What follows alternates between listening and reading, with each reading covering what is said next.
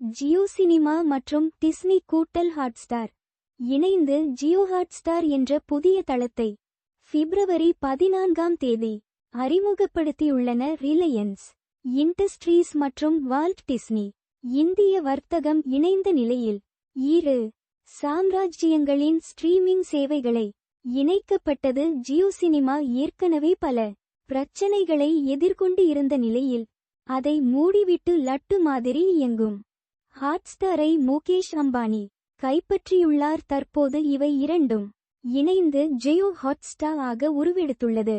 இதன் மூலம் இரு தளத்தில் இருக்கும் அனைத்து கண்டென்ட்களும் ஒரே இடத்தில் வாடிக்கையாளர்களுக்கு அளிக்கப்பட உள்ளது.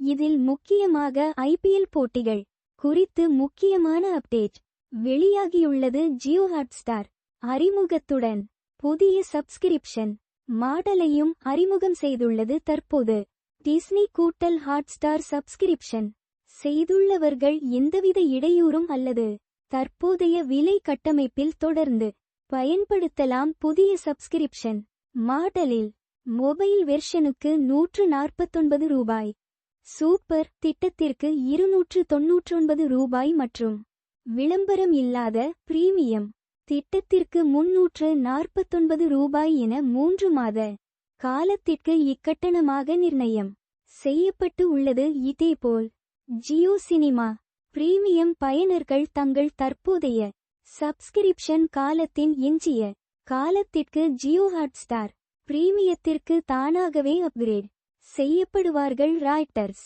அறிக்கையின்படி இனி ரசிகர்கள் சப்ஸ்கிரிப்ஷன் இல்லாமல் IPL போட்டிகளை பார்க்க முடியாது.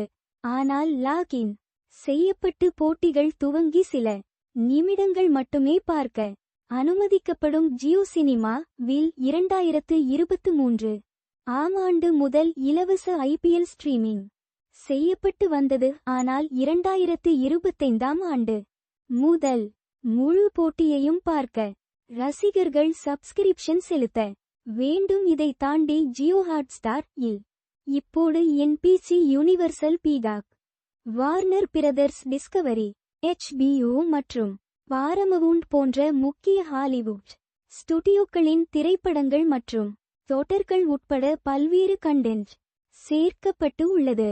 இது அனைத்தும் முன்பு ஜியோ சினிமா தளத்தில் இருந்தது குறிப்பிடத்தக்கது. மேலும் ஸ்போர்ட்ஸ் பிரிவில் IPL, WBL மற்றும் ICC போன்ற முக்கிய கிரிக்கெட் போட்டிகள், premier league, Wimbledon, pro kabaddi மற்றும் ISL போன்ற சர்வதேச விளையாட்டு நிகழ்வுகளும் ஸ்ட்ரீமிங் செய்யப்படும்.